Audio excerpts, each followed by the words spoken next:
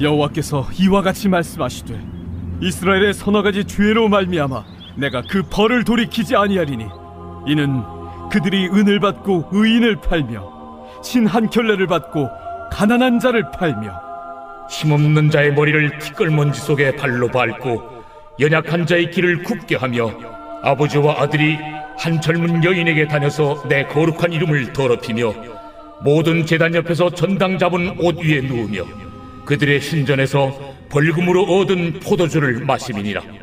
내가 아무리 사람을 그들 앞에서 멸하였나니 그 키는 백행목 높이어 같고 강하기는 상수리 나무 같으나 내가 그 위에 열매와 그 아래에 뿌리를 진멸하였느니라.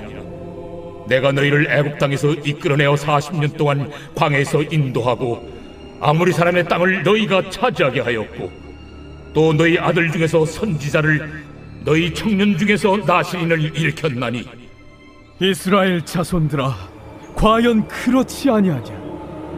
이는 여호와의 말씀이니라. 그러나 너희가 나실 사람으로 포도주를 마시게 하며 또 선지자에게 명령하여 예언하지 말라 하였느니라. 보라, 곡식단을 가득히 실은 수레가 흙을 누름같이 내가 너희를 누르리니 빨리 다름박질 하는 자도 도망할 수 없으며 강한 자도 자기 힘을 낼 수 없으며 용사도 자기 목숨을 구할 수 없으며 활을 가진 자도 설 수 없으며 발이 빠른 자도 피할 수 없으며 말 타는 자도 자기 목숨을 구할 수 없고 용사 가운데 그 마음이 굳센 자도 그날에는 벌거벗고 도망하리라.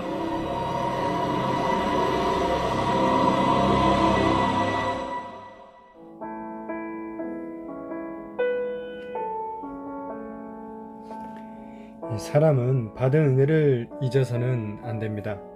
그것이 사람으로서 마땅한 도리이죠, 사실. 하지만 오늘 이스라엘은 하나님의 은혜를 잊어버리고 살아갑니다.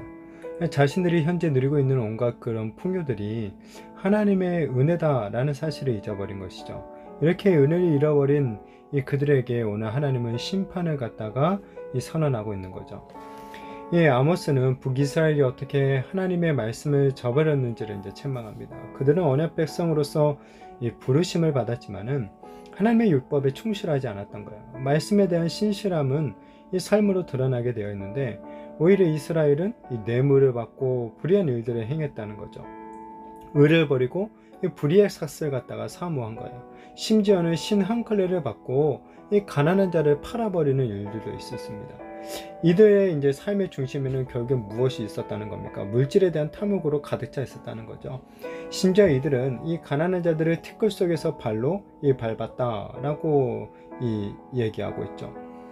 북이스라엘의 그리고 또 다른 죄는 성적인 타락이에요. 한 젊은 여인과 이 아버지와 아들이 동시에 이 성관계를 가질 정도로 이 성윤리가 완전히 무너져 버린 거죠.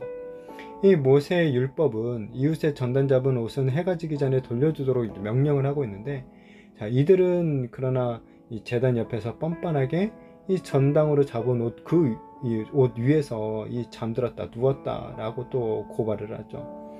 자, 아모스는 이 제단에서조차도, 이런 하나님의 그 제사를 드리는 그 제단 앞에서조차도 종교적인 형식과 신앙이 일치하지 않는 이들의 위선적이고 이 거짓된 삶을 갖다가 고발을 하고 있습니다.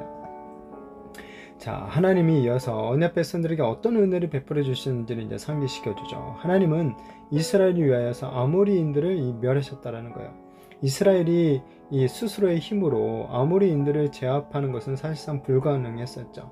아모리는 백합목처럼 크고 상수리 나무처럼 강하고 탄탄한 그런 족속이었기 때문에 그래요. 이스라엘은 근데 하나님의 이 도우심으로 그런 아모리를 정복하고 가나안 땅을 갖다 차지했다는 거죠. 자, 또한 하나님은 이스라엘이 애굽에서 종살이를 하며 이 괴로워할 때 그들을 구원해 주시고 그들을 그 노예의 삶으로부터 자유롭게 해주셨죠. 그리고 약속의 땅인 가나안 땅으로 인도해 주셨습니다. 이스라엘이 광야에서 살아남은 것, 바로 하나님의 그런 은혜의 결과인 거죠. 자, 그러나 이스라엘은 어떻습니까? 하나님께 받은 그런 은혜들을 잊어버린 거예요. 그리고 하나님과 그분의 말씀을 던져버리는 거죠. 하나님은 이스라엘 가운데 선지자와 나시린을 일으키셔서 그들이 거룩하게 살기를 원하셨지만은 이 나실에는 포도주를 먹으면 안 되는데 오히려 백성들이 그 나실인에게 포도주를 권하는 거예요. 그러면서 뭘 비웃는 거죠? 하나님의 거룩하심을 갖다가 비웃고 있는 거죠. 이 선지자들이 또한 전하나 하나님의 음성을 듣는 것도 거부합니다. 이들이 하나님의 은혜를 완전히 잊어버린 거죠. 그리고 타락한 거예요. 하나님의 은혜를 잃어버린 삶, 결국 타락으로 기결될 수밖에 없다라는 것을 우리는 여기서 보게 되죠. 하나님은 이렇게 은혜를 망각한 백성들을 이제 심판하시죠. 곡식단을 가득 실은 수레가 흙을 누르듯이 이 배은망덕한 백성을 가서 무거운 재앙으로 누르실 것이다 라고 이야기하십니다. 하나님의 심판에서 벗어날 수 있는 죄인은 아무도 없는 거죠. 이 발빠른 자들도 하나님의 심판에서 도망할 수도 없고, 힘 있는 용사들도 이 자신의 힘으로 하나님의 심판에서 벗어나지 못할 것입니다.